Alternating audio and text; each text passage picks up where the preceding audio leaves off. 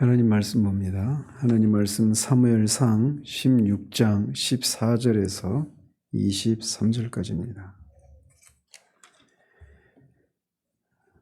14절에서 23절까지 같이 읽겠습니다. 여호와의 영이 사울에게서 떠나고 여호와께서 부리시는 악령이 그를 번뇌하게 한지라. 사울의 신하들이 그에게 이르되 보소서 하나님께서 부리시는 악령이 왕을 번뇌하게 하온즉 원하건대 우리 주께서는 당신 앞에서 모시는 신하들에게 명령하여 수금을 잘 타는 사람을 구하게 하소서. 하나님께서 부리시는 악령이 왕에게 이를 때에 그가 손으로 타면 왕이 나으시리이다 하는지라. 사울이 신하에게 이르되 나를 위하여 잘 타는 사람을 구하여 내게로 데려오라 하니 소년 중 한 사람이 대답하여 이르되 내가 베들레헴 사람 이새의 아들을 본즉 수금을 탈 줄 알고 용기와 무용과 구변이 있는 준수한 자라. 여호와께서 그와 함께 계시더이다 하더라. 사울이 이에 전령들을 이새에게 보내어 이르되 양치는 내 아들 다윗을 내게로 보내라 하며 이새가 떡과 한 가죽부대의 포도주와 염소 새끼를 나귀에 실리고 그의 아들 다윗을 시켜 사울에게 보내니 다윗이 사울에게 이르러 그 앞에 모셔서매 사울이 그를 크게 사랑하여 자기의 무기를 드는 자로 삼고 또 사울이 이새에게 사람을 보내어 이르되 원하건대 다윗을 내 앞에 모셔서게 하라. 그가 내게 은총을 얻었느니라 하니라. 하나님께서 부리시는 악령이 사울에게 이를 때에 다윗이 수금을 들고 와서 손으로 탄즉 사울이 상쾌하여 낫고 악령이 그에게서 떠나더라. 아멘.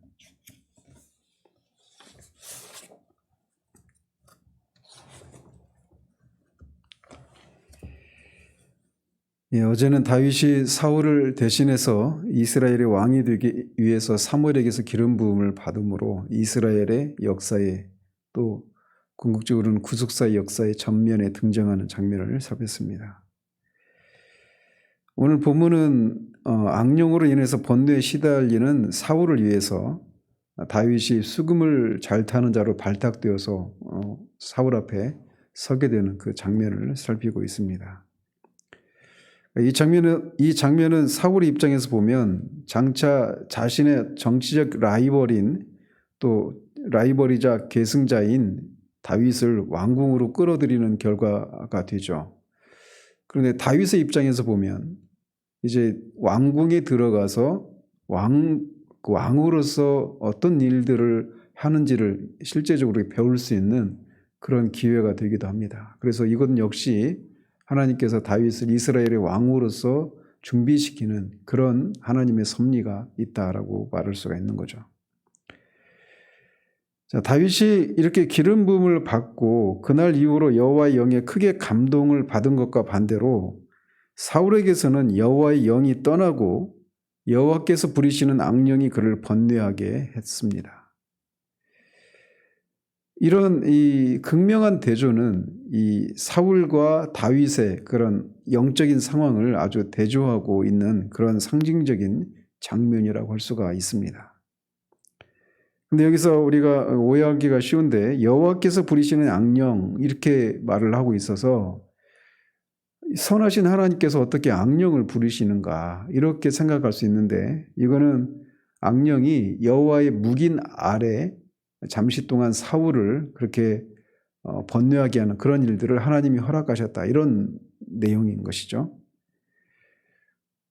여기서 번뇌하게 했다라고 하는 것은 막 근심했다, 막 걱정했다 이런 정도의 의미가 아니라 무섭게 하고 떨게 했다 이런 의미입니다. 그래서 사울이 육체적으로 뿐만 아니라 정신적으로 무서워 떨게 되는 그런 고통을 겪었다라고 하는 것을 말하는 것입니다. 악령이 임할 때 뭐 항상 어떤 그 사람들을 무섭게 하고 또 막 그 잠을 못 자게 한다든지 막 그 두렵게 하는 그런 일들을 합니다. 물론 반대의 경우도 있어요. 귀신에 들리거나 귀신의 그런 영향 아래 있을 때 귀신이 그 사람을 지배하려고 하는 또는 지배하고 있는 사람을 무섭게 하고 떨게 하는 그런 일도 하지만 그 사람에게 온갖 그런 감언 이설을 통해서 그에게 허황된 어떤 미래에 그가 장래에 잘 될 것이다라고 하는 등 그에게 어떤 부를 약속한다든지 어떤 성공을 약속한다든지 또 귀신이 그렇게 그를 사로잡았을 때 그로 하여금 어떤 일종의 황홀경을 느끼게 한다든지 이런 식으로 하면서 귀신이 그런 귀신에 사로잡히게 되는 그런 일들이 일어나게 됩니다. 여기서 귀신에 관한 얘기들을 하려고 하면 끝이 없겠지만 어쨌든 사울이 그렇게 귀신의 악령이 이렇게 시달리게 되는데 결국 이런 모습은 하나님께서 사울에게서 왕위를 폐위시키겠다라고 하는 이런 것이 그리고 하나님이 그를 버리셨다라고 하는 것이 이렇게 상징적으로 드러나고 있는 그런 장면이라고 할 수가 있습니다. 그런 사울의 모습을 본 사울의 신하들은 사울에게 제안하기를 수금을 잘 타는 사람을 구해서 악령이 사울에게 이를 때 수금을 타서 그렇게 악령을 쫓아낼 수 있도록 해야 되겠다 이렇게 제안을 합니다. 그러니까 사울도 이제 그런 모습을 보면서 악령에 의해서 이렇게 고통을 받고 있구나 이것을 보게 된 것이죠.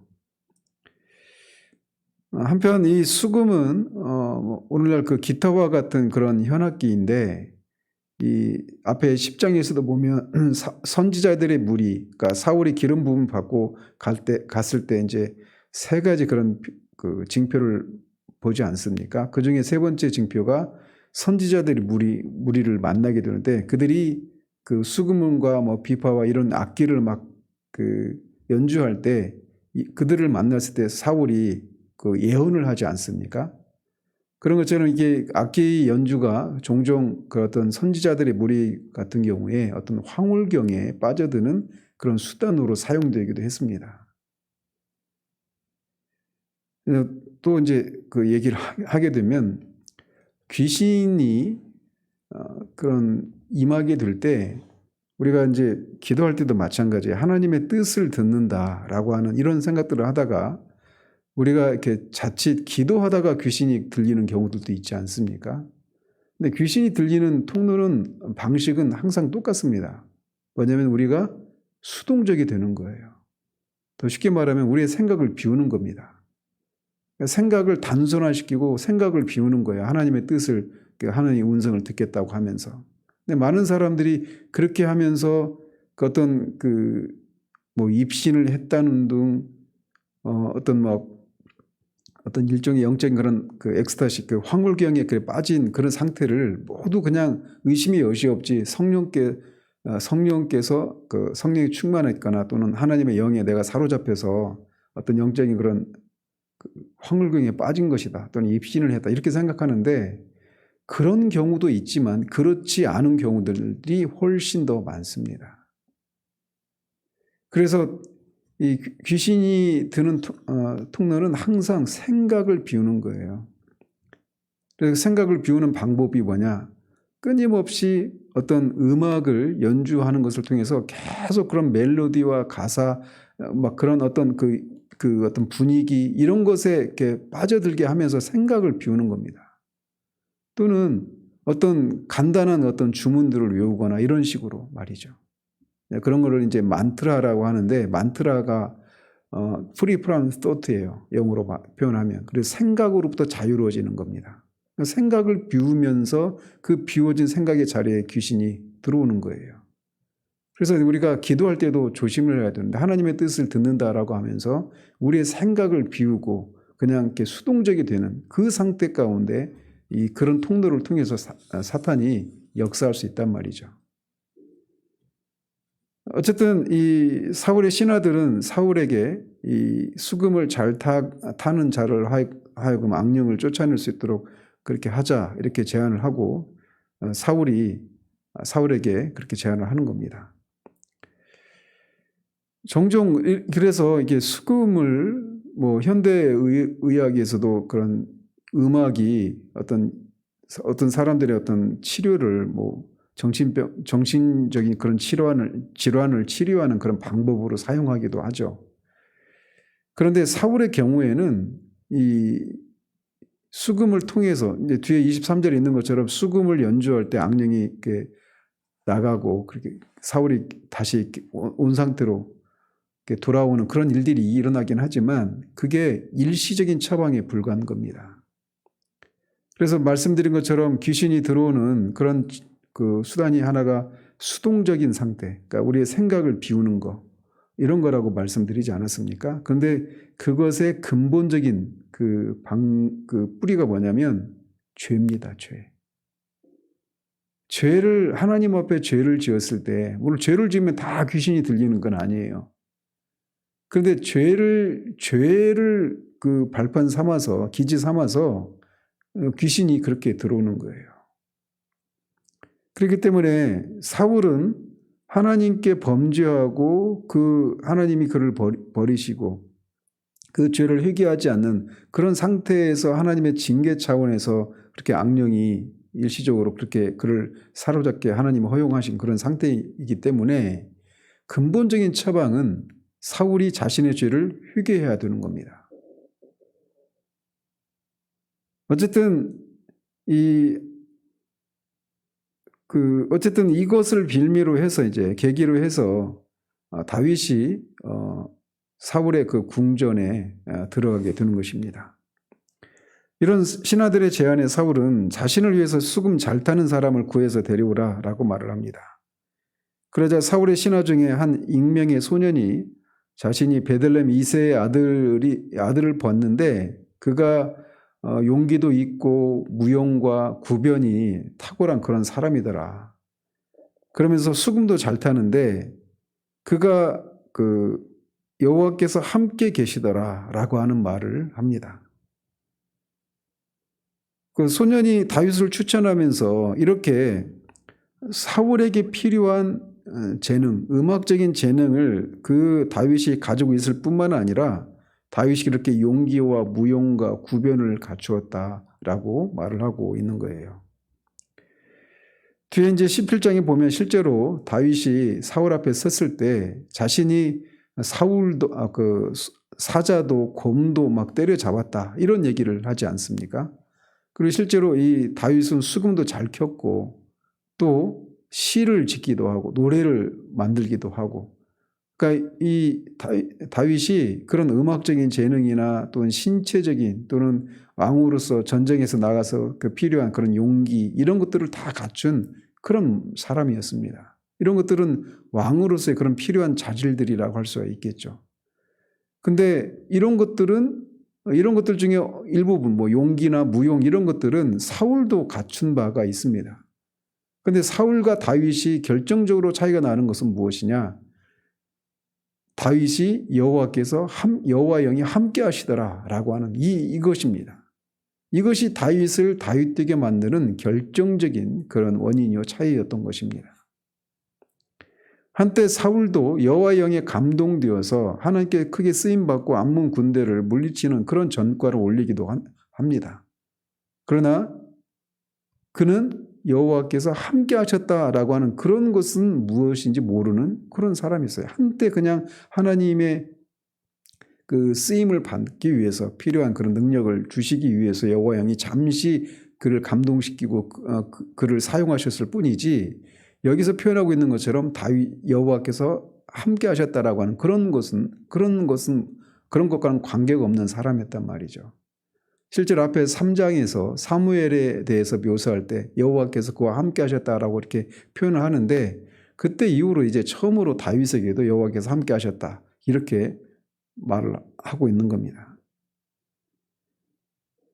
이 다윗에 대한 이 묘사가 바로 다윗이 이스라엘의 새로운 신정적인 왕으로서의 필요한 결정적인 자질이었음을 여기서 말해주고 있는 겁니다. 즉 다윗은 왕으로서 필요한 신체적이고 감정적인 또 영적인 자질을 갖춘 그런 사람이라고 하는 것을 여기서 볼 수가 있는 거예요. 그러나 그것만으로는 왕으로서의 그런 필요한 직분들을 감당하는 것들은 이제 또 다른 훈련이 필요한 것이죠. 사람들을 다스리고 위기에 대처하고 적들을 물리치고 하는 이런 모든 것들은 이제 실제적으로 보고 경험을 통해서 배워야 되는 그런 것인데, 하나님이 이제 이 사울이 악령에서 번나게 되는 그런 상황을 통해서 이제 그게 계기를 삼아서 왕궁으로 들어가는, 그래서 다윗이 왕으로서의 그런 필요한 그런 경험과 이런 어떤 실적들을 훈련받게 되는 그런 과정이 이제 전개되는 것입니다. 이런 소년의 말을 들은 사울은 전령들을 이새에게 보내서 양치는 아들 다윗을 자신에게 보내라라고 말을 합니다. 그러자 이새가 왕에 대한 그런 예우를 갖추기 위해서 이런저런 선물을 준비해서 다윗의 손에 그렇게 들려 보냅니다. 다윗이 드디어 사울 앞에 서게 돼서 그를 모시기 시작했는데 사울은 다윗을 크게 사랑해서 자기의 무기를 드는 자로 삼았다라고 말합니다. 무기를 드는 자 또는 느헤미야처럼 술을 관원 이런 직분이 있는 사람들은 왕의 어떤 목숨과도 관련되는 그런 일을 하는 그런 사람들이기 때문에 신뢰가 없으면 그런 것을 감당할 수가 없죠. 근데 사울이 다윗에게 그렇게 자기 무기를 드는 자로 삼았다라고 하는 것은 그만큼 사울이 그를 신뢰하고 애정을 사랑을 했다라고 하는 것을 말해주고 있는 것입니다.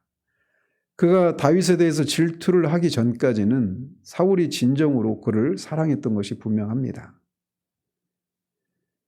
이렇게 다윗을 마음에 들어한 사울은 아예 그냥 이새에게 사람을 보내서 이제 다윗이 자신 앞에서 모셔 서게 해달라라고 말하며 다윗이 자신에게 은총을 받았다 이렇게 말을 합니다.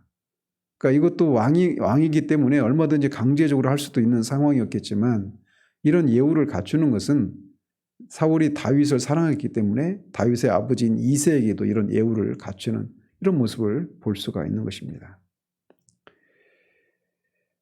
이런 모습은 이 하나님의 성령에 이렇게 감동했을 때 그런 이 다윗을 사람들이 흠모하고 사랑하고 이런 모습은 나중에 우리 주님도 하나님이 함께 하시는 것을 보면서 하나님과 사람에게 사랑을 받으셨다라고 하는 그런 주님의 어린 시절의 그런 표현과 비견될 수 있는 그런 모습이라고 할 수가 있습니다. 그래서 우리가 하나님의 영에 감동될 때 어떤 두 가지 일들이 같이 병행이 되는 겁니다. 한편에서는 하나님을 대적하는 사람들의 입장에서 보면 그들로부터 핍박을 받는 그런 일이 있는가 하면 또 다른 측면에서는 하나님의 영이 함께 하시는 것을 통해서 그를 통해서 나타나는 그런 선한 일들 또는 어떤 지혜로운 것들 이런 것들을 통해서 그를 사랑하게 되는 그런 일들이 같이 진행이 되는 거예요. 그래서 어느 한쪽만 있는 게 아닙니다. 하나님의 영에 감동되면 모든 사람들이 다 우리를 좋아하고 사랑하고 인정하고 이런 일만 일어나는 것이 아니에요. 오히려 더 큰 핍박이 우리를 기다리고 있을 수 있습니다. 근데 또 한편에서는 핍박만 있는 것이 아니라 우리를 성령으로 충만한 우리를 돕고 우리를 인정하고 사랑하고 아끼는 그런 일도 같이 병행이 되는 거예요. 어쨌든 그러면서 23절은 하나님께서 부리시는 악령이 사울에게 이를 때 다윗이 수금을 들고 와서 이렇게 켜면 사울이 상쾌하게 낫고 악령이 그에게서 떠났다라고 말을 합니다. 그러나 말씀드린 것처럼 악령이 떠나는 것은 근본적인 원인이 그의 죄 때문인데 그 죄를 회개하지 않는 한 악령이 떠나는 것 이것은 잠시 그런 상황에 불과하다는 것입니다. 그래서 앞에서도 말씀드렸지만 귀신이 우리를 사로잡게 되는 그런 빌미를 제공하는 것은 우리 안에 있는 죄 때문입니다. 우리가 죄를 지으면 항상 귀신이 들리는 건 아닌데 그거를 빌미 삼아서 우리를 이렇게 사로잡으려 하고 하나님의 성령과 악령이 임하는 방식의 그 차이를 알지 못한 채 그저 그런 어떤 귀신의 우리의 생각을 이렇게 비우는 수동적인 상태로 그렇게 있을 때 귀신이 그렇게 들어오는 거예요. 요즘 우리나라에서 문제가 되고 있는 게 천궁이라고 하는 그 사이비 종교 사기꾼 그 사람도 귀신 동자신을 받았다고 하는데 그 사람에 대해서 증언하는 사람 옆에서 있었던 사람의 증언을 이렇게 유튜브에서 본 적이 있습니다. 며칠 사이에. 근데 똑같아요. 똑같은 얘기를 하는 겁니다. 그래서 생각을 비우는 겁니다. 그러면 귀신이 이렇게 그들은 신이라고 부르죠. 그 귀신에 불과한 거예요. 악령이죠. 근데 그런 악령에 사로잡힐 때 그들이 하는 일이 뭐냐면 생각을 비우는 거예요. 그러면은 막 악령이 임하면 악령이 시키는 대로 합니다. 동자신 어린 아이가 들어와 가지고 어린 아이처럼 행동하고 말하고 마는 거죠. 그 얼마나 신기한 일이고 두려운 일이에요. 옆에 있는 사람들 입장에서 보면. 그러니까 그가 하는 말들이 권위를 받게 되고 그가 하는 말대로 하는 겁니다. 그래서 이 나라가 지금 이 모양이 되고 있는 겁니다. 어쨌든 이 귀신이 그렇게 들어오는 우리 안에 있는 그 오열이라고 하죠. 제 5열, 5번째 열. 그러니까 이런 어떤 우리 안에 있는 그런 우리 안에 있는 그 기지가 바로 죄예요, 죄. 그 죄의 문제를 해결하지 않으면 그렇게 되는 거예요. 저도 아무튼 가까이 아는 사람도 지금 그런 상태에 있는 걸로 제가 알고 있는데, 막 그때도 보면 그래요. 막 귀신이 막 어린아이 귀신이 들어온 거예요. 그러니까 어린아이처럼 막 말을 하고 막 저한테 막 그런 얘기를 하더라고요. 귀신이. 자, 여기서 우리는 사울과 다윗이라고 하는 이 두 인물을 통해서 전혀 상반된 대조된 이런 사람의 상태를 보게 되는 겁니다. 한 사람은 여호와의 영이 함께하고 있는 사람이고 한 사람은 여호와의 영이 떠난 그런 사울입니다. 이 두 사람의 이 상반된 모습, 그리고 이 상반된 모습은 하나님께서 버린 그런 인본주의적인 왕과 하나님이 택하신 신본주의적인 왕의 이런 차이를 보여주고 있는 겁니다. 여호와의 영이 떠난 사울은 그렇게 불안과 두려움에 사로잡혀 있어서 정신적인 고통을 크게 겪습니다. 귀신이 막 그런 공격할 때는 이런 두려움과 이런 그런 두려움 때문에 잠을 못 자기도 하고, 그렇죠. 앞에서도 말씀드렸죠. 항상 이 귀신이 하는 일은 하나님의 요한계시록에서 계속 보는 것처럼 모방을 하는 거예요. 그래서 성삼위일체의 그 존재 방식과 하는 일들을 모방해서 성부, 성자, 성령을 모방해서 용이 성부의 역할을, 또 바다에서 올라온 짐승이 성자의 역할을, 땅에서 올라온 짐승이 성녀의 역할을 이렇게 모방하는 것처럼 귀신이 하는 일은 모방하는 겁니다. 그래서 마치 이 귀신에 들리면 그들은 그게 신을 접신했다고 말을 하잖아요. 그래서 그런 어떤 자신의 생각을 비우고 황홀경의 상태에 빠졌을 때 어떤 황홀한 느낌을 주기도 합니다. 이 사람들이 기본적으로 영적이고 초자연적인 것들에 대해서는 무분별하게 그런 것들의 그 권위 앞에 그냥 껍벅 죽습니다.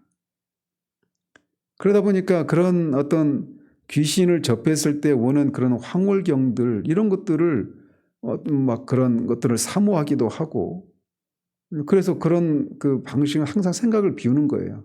그런 통로를 통해서 들어오는 겁니다. 어쨌든 이렇게 하나님의 영이 그 마음에 없을 때, 하나님의 영이 떠났을 때 사울이 보여주는 이런 모습은 하나님의 영이 없는 사람들의 근본적인 그런 고통스러운 모습을 보여주는 그런 모습이라고 할 수가 있습니다. 사울은 비록 왕이고 겉으로 볼 때는 강한 사람이었지만 이런 어떤 염려와 불안과 두려움으로 고통하는 이런 모습을 통해 여호와의 영이 떠난 사람의 그 비참함을 우리에게 보여주고 있는 거예요.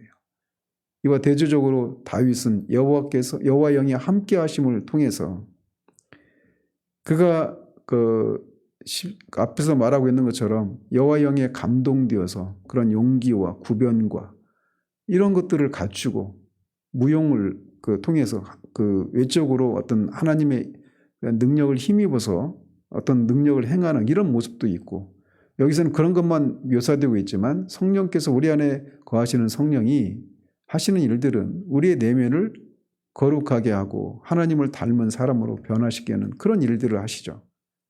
그게 성령의 열매를 맺히는 그런 일 아니겠습니까? 그러면 우리가 이런 성령이 떠나게 된 여호와의 영이 떠나게 된 사울과 여호와의 영이 함께 하시는 이 다윗의 이런 모습을 보면서 물론 이제 구약에서 일하시는 방식과 이 신약에서 일하시는 방식이 다르긴 하지만 근본적으로 우리가 성령의 그런 예수 그리스도를 진정으로 믿는 사람들은 다 성령님이 그 안에 내주하고 계시지 않습니까? 내주하시는 성령의 그런 인도하심과 성령이 그 인도하심에 순종하며 살아가는 사람들의 삶과 성령을 근심하게 하는 사람들의 그 삶의 차이는 정말 너무나도 큰 차이입니다. 그러면 우리가 이 하루도 성령을 근심하게 하지 않고 더 적극적으로 성령께서 우리를 인도하시는 대로 순종하는 삶을 통해서 이 하루의 삶 가운데서도 이 다윗을 지켜봤던 그 한 사람이 그가 여호와께서 함께 하시더라라고 하는 이런 말을 했던 것처럼 우리의 삶 속에서도 그런 흔적들이 이렇게 분명히 드러나는 그런 하루의 삶이 또 우리의 평생의 삶이 되어지기를 우리 주님의 이름으로 축원드립니다. 기도하겠습니다. 하나님 아버지, 여호와의 영이 떠난 사울과 여호와의 영이 함께한 다윗의 이 상반된 이 모습을 우리가 살펴보게 됩니다. 사울이 그렇게 여호와께서 악령이 그를 번뇌케 하는 것을 잠시 동안 허락하시는 것은 그의 죄에 대한 징벌이고 심판의 의미가 있는 것임을 우리가 살폈습니다. 많은 이 혼란스러운 시대에 우리가 정말 영적인 것들에 대해서 분별하지 못하는 그런 어리석음을 인해서 많은 사람들이 귀신이 그를 사로잡고 있는 것임에도 불구하고 그게 마치 어떤 선한 영이 자신을 사로잡고 신이 자신을 사로잡는 것이라 생각하며 그렇게 그 귀신에게 자신을 내어주는 그런 어리석음을 범하는 사람들을 오늘날 참으로 많이 봅니다. 우리에게 영 분별의 은혜를 하나님 허락해 주시고 정말 그 귀신이 우리에게 그런 영향을 미치게 되는 그 뿌리인 죄를 우리가 가볍게 처리하지 않는 그런 우리들 될 수 있도록 도우시옵소서. 죄에 대해서 성령께서 우리에게 지적하실 때 그것을 합리화시키고 정당화시키고 마음을 완고하게 해서 그렇게 죄 문제를 너무나 쉽게 처리하는 그런 우리들 되지 않도록 하나님 도우시기를 원합니다. 우리에게 정말 우리 안에 계신 성령이 우리를 근심하지 않도록 이 하루도 우리가 성령께 순종하며 우리 하루의 삶을 살아갈 수 있도록 도우시고 그 결과 다윗을 향해 여호와께서 함께 하시더라라고 사람들이 말할 수 있었던 것처럼 우리의 삶을 통해서도 하나님이 함께 하신다라고 하는 그런 얘기를 들을 수 있는 그런 삶이 될 수 있도록 매 순간순간 성령의 인도하심에 순종하며 살아가는 우리들 될 수 있도록 도우시기를 원합니다. 예수 그리스도의 이름으로 기도합니다. 아멘.